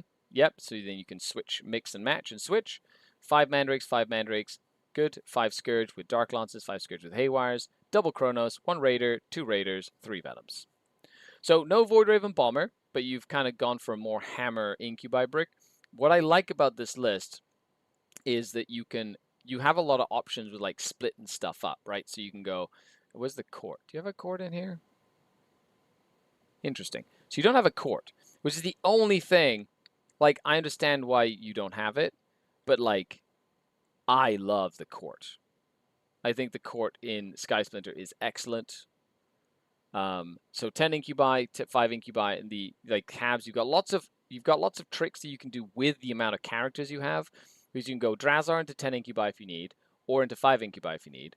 Archon with no Overwatch into 10 incubi or 5 incubi, or a unit of Cabalites, as well as the other Archon, which can go to the other incubi or Cabalites, and you can kind of have like a shooting version if you want, or a combat version. So you got lots of flexibility with that, which I really like, and is what Sky Splinter is really good at. It's like that sort of thing. Of course, the Drazar with 5 incubi and foot works really well because you don't need the lance from getting out of the transport. And of course, Wraith-like Retreat, you're always competing for like who's going to get the Wraith-like Retreat in this detachment, which is always the biggest issue. I personally would not play Sky Splinter without a court. But if that's something that you feel you can pull off, then good. But I would be missing my court every turn. I'd be like, I wish I had lethal hits. I wish I had -1 to be wounded. I wish I had a flamer that caused battle shock. I wish I had, all this stuff. Then again, the big hammer brick of incubi is almost just as effective, except in combat. Goes in, murders, runs away. Very similar. Hello, Curie. What's going up, Jeremy? Nice to see you, buddy. I'm going to be heading out to Ottawa in about 35 minutes. And hopefully we can get together for another bite to eat, which would be really nice. Except everybody's helping set up the venue, the Capital City Bloodbath, which I'm going to this weekend, and taking 4 planes, everybody, 4 planes, because I'm a madman and I love it. Oh, I'm so excited! It's gonna be so good or so bad. I have no illusions of grandeur, except it can only get good, right? Like, if it goes bad, it's like, I'm playing 4 planes. What do you expect? If it goes bad, if it goes good, I'm like, look, I'm such a genius. One way or another, I come out on top there. So it's exciting. It's going to be a blast. I hope you're there, Curie. I hope you're there, Jeremy. Playing some games. Okay. Danny, moving on. I like the list. Talked about it. Good stuff. Moving on. Danny Cod says, still working on the team list for Talavera. Excelente. Any thoughts? Maybe add 2 prisms? Yeah, okay. So we're playing elves, a Spirit Seer, triple Spirit Seer, Corsairs, as I said, I really like those little Corsairs. That little scout move, they're OC2, they're really annoying, especially in elves. Like in Dark Eldar, they don't really fit too well because Kabalites are cheaper and do it better, but they're very good with the scout move. Wraithblades, with axes and shields. Wraithguard. We talked about so many Wraithguard. Look at that. They're everywhere. 5 rangers, 5. Oh, so you took out the big guy. You had a hey, Troy, what's going on? You did sign up. Nice, Jeremy. That's fantastic. Hey, Troy, what's going on? That's good. I'm glad, Jeremy. I'm so excited you get to play. Are you playing? You're using your Thousand Suns? I'm curious. What are you using? So lots of Wraithguard. If it's a team event, so it definitely has its niche. The thing is, I haven't played with or against an army of Wraithguard like this. Right? It's like having a bunch of Terminators, but you have combat ones, you have ones with flamers, and you have ones with anti-tank guns. You've got rangers to stop scouts. You've got 5 warp spiders for some movement. You got a wave serpent. I don't think you need the wave serpent, personally. I think the wave serpent could be. I think a Wool Walker would be better for some anti-tank at range. I think that's the only thing you're missing is like just an anti-tank at range. Like, if you're playing on WTC terrain, then you've got like lots of staging areas. And it's really like the key to this list, because you can't say this list is good or bad. Like, and in it, you don't see this meta list, right? It's not like something you see in the meta, right? So as a player, I'd always be weary about playing against something like this, because the person who's played this better have a bunch of reps with it. And if you have a bunch of reps with it, it could be good into things, it could be bad into things. However, I don't know what it's good or bad into as its opponent, but you should. So I don't know what it's good or bad into. I feel like it'd be really good at sort of playing the mission and kind of bullying like a small area of the table. But I do feel it's lacking a little bit of long-range firepower and something to screen your backboard. That's the only things that I'm like, okay, I feel like you're missing some firepower and you're missing something that you can screen your backboard with. Like, warp spiders are great until you have to commit them. So you need something to screen your backboard, like something like a Storm Guardian unit would be perfect. Just something you could stick in your home and like spread out on most of the deployment types and just take up all the space in the back so nobody can come get you. So then all your Wraithguard can kind of move forward. That's the kind of thing that I think about when I look at a list like this. Virulent. Death Guard. Nice, because I can't play New Votann. I know. I gave Chris shit. I was like, Chris, what if we use new stuff? And he's like, no. I was like, oh my God. So question, are you using old Death Guard points or new Death Guard points, Jeremy? Because I saw that he's allowed to you're allowed to submit a new list with the new points. So I hope you took new points. New Votann come out Saturday, so it would be okay, that's true. I'm playing old points. Boo! Boo! Boo! But also big hugs, because why not? You might as well just crush people with old Death Guard points. In my opinion, this list should be absolutely be running a single Warlock on bikes to die, give out Vengeful Dead tokens. Yeah, that's a great point, Carnex, as well. Like just little things you can sacrifice on things. We're playing Old Hammer, so I get to torment people with. There's an extra, yeah, boo. Hey, Scary, says Deadman. How's it going? We already talked about the MFM. Yes, sort of at the beginning of the show, but we can touch base on the MFM. We've got a bunch of new folks that just tuned in. Hello, I'm Scary, number 8 player in the entire world, right here in your screen on the ITC rankings. Number 8, top 10, baby. Yeah, with Dark Eldar. Yeah. Yeah, thanks, Deadman. The MFM's been great. I think it was about time. I feel it's like 2 weeks too late. They should have put it out like 2 weeks ago. But it is what it is, you know. GW has been doing more changes and patches and balance stuff than they ever have in the 26 years that I've been playing. So all the power to them, you know.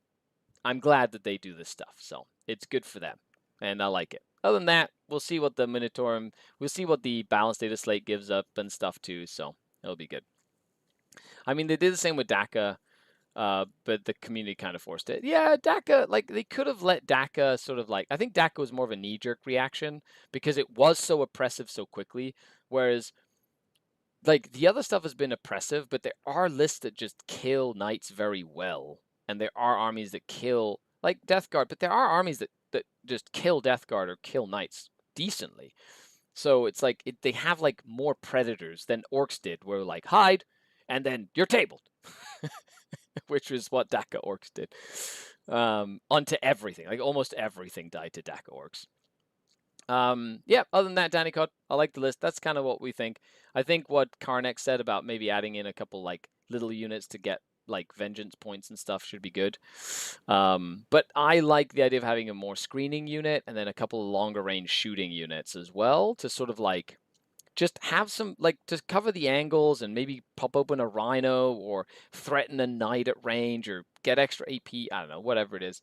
I feel it'd be really useful. Okay, moving on. Paul Radcliffe. It's going to be nice to see you at the Port Credit Purge later. By the way, if anybody is in Toronto, an area, or wants to travel to Canada, come to the Port Credit Purge, please and thank you, because it's going to be awesome. I think there's still spots left, and the Port Credit Purge is September 6th and 7th. It's a little GT that's happening. I posted it up on the Facebook page. But come on down to that. It's going to be good. I'm going to have a lot of fun. Yeah. So I basically do Nova, then Port Credit Purge, then I go on a camping trip, then I do the Studs or Scrub team event, then I'm at the London GT, then I go to LVO, then I'm probably going to go to Florida and hang out with the Art of War crew because I don't get to see my fellow coaches very often and do some content with them and hang out since I'm already going to be in the States. And then it's WCW, which is going to be insane, and that's going to be the last run. It's going to be great. Should buff other units like my poor Tyranids. I agree. Poor Tyranids. Moving on. I'm registered. Oh, look, it says here. Port Predators 2-day GT in Mississauga, September 6th and 7th. Nice. I have been agonizing over all sorts of concepts, but I'm following your advice and going with what I have the most experience with. You should. That's right. Go with the thing you have most experience with, especially at a GT. Like, practice all you want at Lionel's, like, RTTs or whatever. Just take random crap all the time. But, like, take something you have the most practice with because it's a big investment of time and effort. And just go with something so it lowers the mental strain and it gives you something that you can use as a foundation to work on, right? You have everything painted. Amazing. So you can tweak things or maybe upgrade some stuff or work on the display board or whatever. This list is pretty similar to what I have run 10 plus times and includes many spicy favorites. Awesome. Plus, if you've run a list 10 times, that's like the most I've ever seen you run any list. So that's awesome. I like my demon allies. The blue horrors infiltrate, are annoying to kill, hold primary, do secondaries. Also have a -1 leadership bubble. Good to remember that, I believe. Blue scribes and changeling are great lone ops. They are. And action monkeys. They are. And Nurglings, always Nurglings. I'm pretty sure you were the person who brought like 1,000,000 Nurglings to a GT once. Like, was it 90 Nurglings or something? I don't know how many it was. It was a lot of Nurglings. With Vashtor's improved datasheet, I love Vashtor. From a few months ago, I think he makes my Death Star, quote unquote, bundle of demon vehicles really powerful. And he becomes lone op around them. And he's got like, he's got +1 wound, +2 strength on all weapons from Vashtor. The enhancements from the Warpsmith lets the demon engine reroll hit rolls. Yes. Yes. I like it. Damage, but you're going to kill yourself. But Vashtor is much better. And you've got your demon allies for mission stuff. I'm not sure about the Defilers. Don Huson loves them. Yes, he does. Don, if you're listening, crabs, baby. Crabs. I find them a bit slow. But the Soulforge Warpack walk-through wall strategy helps. Wondering if 2 Predator Destructors or Vindicators would be better. But I need to use a strat to make those into demon engines. Fair enough. If you're looking for the demon engine mechanic, then the Defiler's better. I will say that playing a Defiler on a base is way easier than playing a Defiler not on a base. It's actually a lot easier to play because the base is smaller than the model's legs, which means because it's a walker, it fits through tighter spots and it can overhang the table and all this stuff. So playing a Defiler on a base, actually very, very good for Defilers. They're also really good in close combat. Now, they die relatively fast, but if you've got enough stuff in the way, they don't die as quickly as they should. Defilers are so hard to move. Now, it's actually easier, Jeremy. The base is smaller than the model. I'm just saying.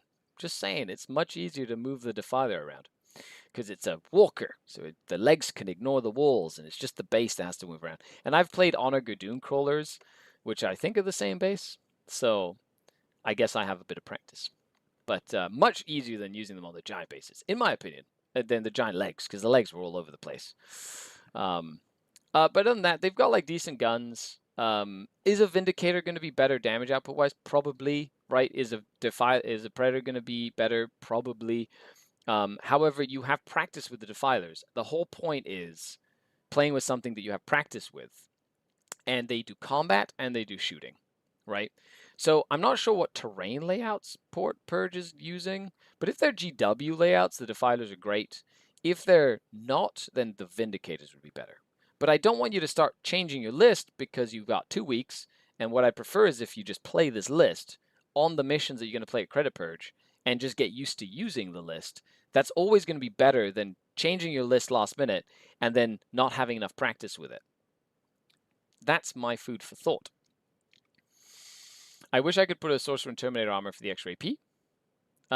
Okay. Also unsure about what vehicles should put in strat reserves because 7 vehicles would be very crowded in deployment.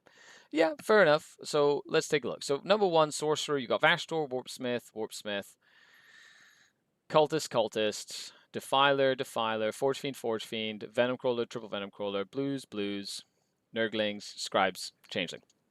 So, do you have to have 1-for-1 because the characters? Like, the only place that I would kind of see you dropping stuff is, like, in the demon stuff. I would probably drop for what you need it for, the Changeling's probably the drop if you want the Terminator Sorcerer. Other than that, you'd probably drop the Blue Horrors and the Changeling, or Blue Horrors and Scribes, and put in something else if you really needed to. That's where I'd find the points. But I like this because this clogs up the midboard, and gives you a chance to sort of like not get stuck in your deployment and kind of move out and then kind of start shooting. As for putting stuff in reserve, I'd probably put 1 Forge Fiend in reserve and maybe a Venom Crawler. Venom Crawlers are small enough. You definitely need to have 1 Forge Fiend.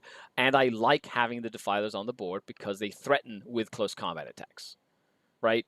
And having them if your opponent gets too aggressive into your midboard screen and tries to charge in to like the Blue Horrors or whatever, then the Defiler can go up and potentially go and like move block them or go charge them or kill something that gets too aggressive, while your reserves come in and then you can focus your fire. So, but I would definitely not put too much in reserve because that's always a trap.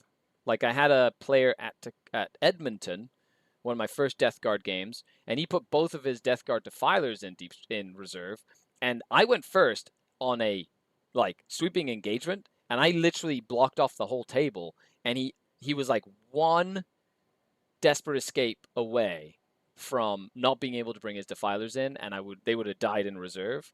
So I would be very careful by putting your big Defilers in reserve. Like, don't put them in reserve. Yeah. Also, because then they're kind of awkward to place, as Jeremy stated. But I do like it. I like the Defilers. I think they give you some. They're like just different. They're a little too expensive. I feel like they should be like 170, right? Like then they'd be perfect. But then with Vashtor in the mix, you know, it's like 2 Defilers and Vashtor, like a nice little like get aggressive. You know. Anyway, that's my thought process there.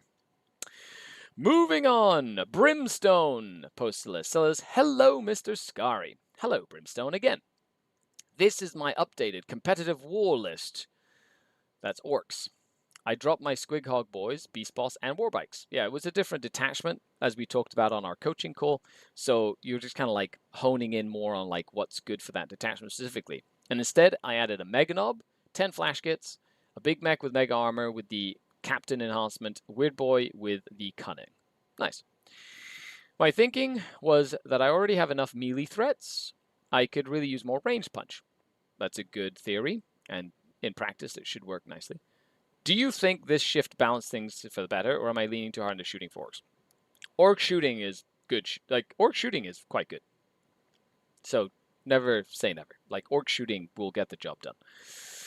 So you're doing tactical brigade. So instead of war horde, you're doing tactical brigade. So it's a little bit more focused on that. Big mech with the mech captain, big mech with the shock attack gun, Gazgul, two war bosses, one weird boy, and Zogrod. So then you got 10 boys, 5 storm boys, good for stickying, holding objectives, and then of course like little storm boys are great in tactical brigade because you can uppy downy them. They're very good. I love them. So that unit should usually get deployed and then picked up, and then you can like bounce them up and down, bring them down turn 1. Like there's lots of things you can do with that. Keep them alive if you can to score lots of points. Double truck. We've talked about the wrecking ball before. If you're playing on WTC style ruins, taking the wrecking ball off and not paying for it or not getting it for free means that your trucks are smaller and they hide in walls. So if you want to keep your trucks alive by tucking them in and staging better, get that wrecking ball off of there. But if not, then it doesn't matter if you don't care. Double breaker boys, they're so good, especially with the war bosses. They just go in and punch. They punch really good. Flash kits, 10 of them with a captain. I love them. They with that big mech. Now you kind of need to put them in a truck so they don't instantly die. So one truck I guess could take like you could have one breakable unit on foot, flash kits in a truck, send out one breakable unit, then put the other breakable unit in a truck, like reload it, essentially ready to go send it out. You got 20 Gretchen with Zogrod, awesome. You got 10 Gretchen. You got 10 commandos. I like them as well. Now, if Mork's Cunning, is it infiltrate on the weird boy? Is that what that is? What does Mork's Cunning do? I'm curious now. You're going to make me pull up what Mork's Cunning does. And I know chat's going to tell me what it does, but I like reading things for myself because then I remember what stuff like this does. We go to Tactical Brigade, Enhancements, Mork's Cunning. Oh, it's the redeploy. Yep. Yeah, that's good. And of course, you take the Weird Boy with the boys for uppy downy. And then, of course, it lets you redeploy so you can make space with the commandos or whatever. And then you can just reshuffle things and put things in a reserve and see where your opponent deployed. I really like that. Before the roll to go first, you can be like, okay, my opponent out-deployed me and is going to take this flank and move and get this angle or whatever. I can redeploy. It fixes mistakes. I like that sort of. If I had a redeploy in Dark Eldar, I would be unstoppable. Gretchen, Commandos, Meganobs, of course, go with Gazgul, and then the Tank Busters, which go with the Big Mech with Shock Attack Gun. Great to put in reserve, and then they come in on a side and just nuke something. Don't forget the grots. The grots are very important. Make sure you have your grots all set up so that you don't forget. So I like the list. It has the combat you need. It's got breakers. It's got gas, right? So you have 3 very good counter-charge punch units or aggressive punch units.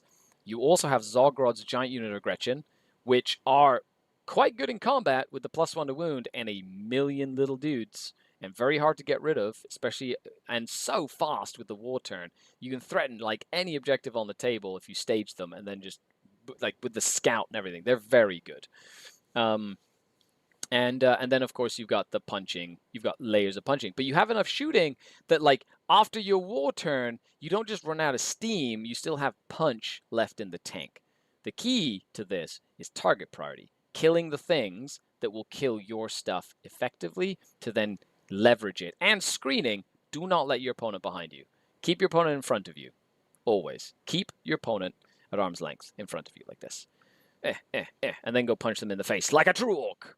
I got to hang out with the Goth Rockers this week. Goth Rockers themselves were at Mini Wargaming. It was awesome. I got to wear a digger mask, like a digger, which is like the humans that like pretending to be orcs, which was great. That was really fun.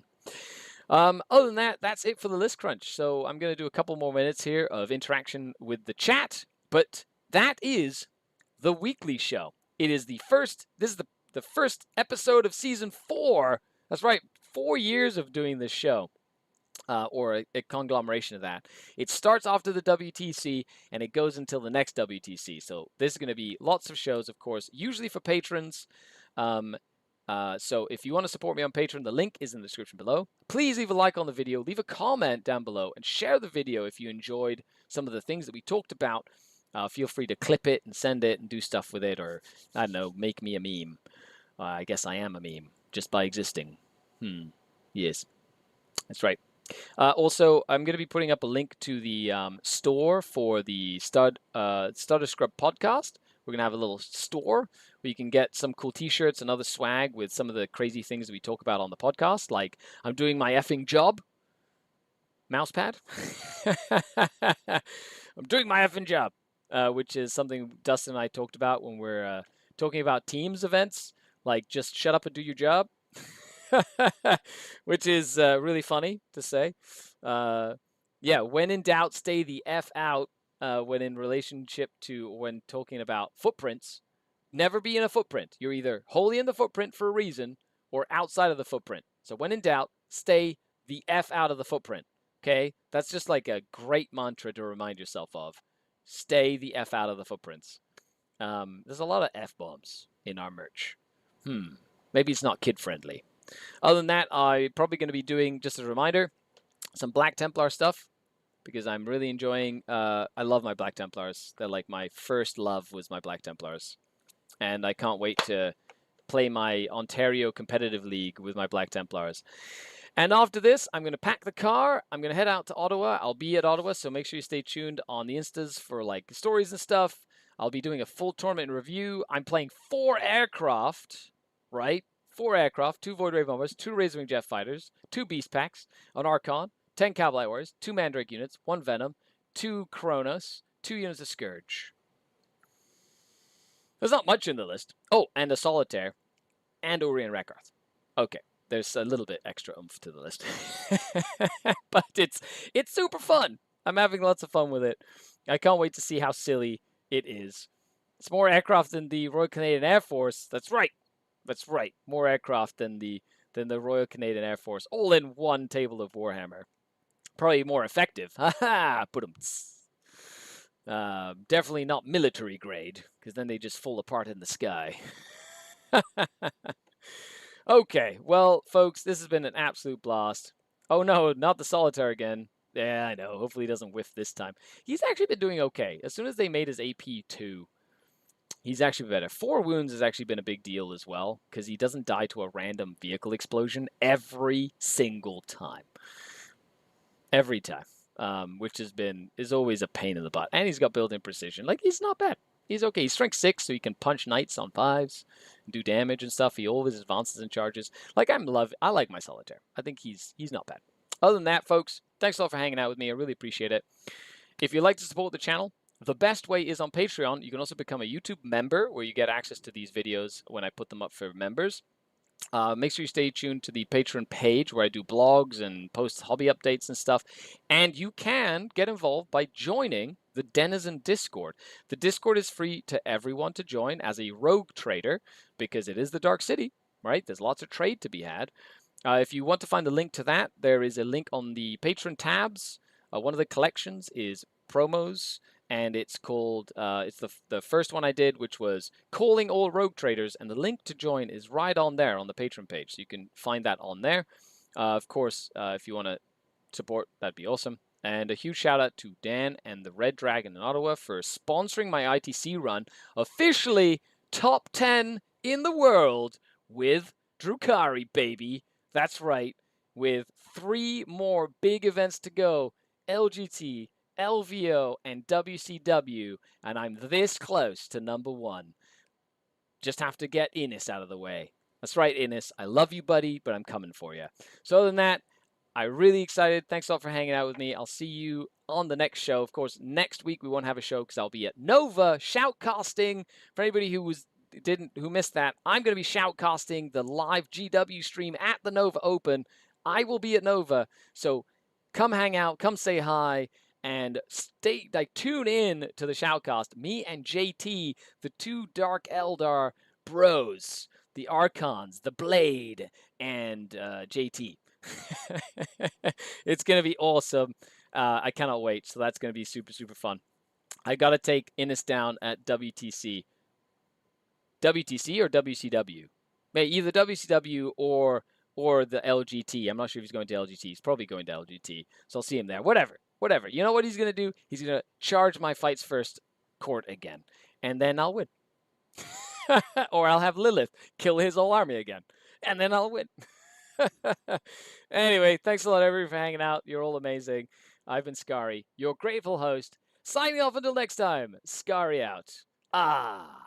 The Dark Kin. Bye, everybody.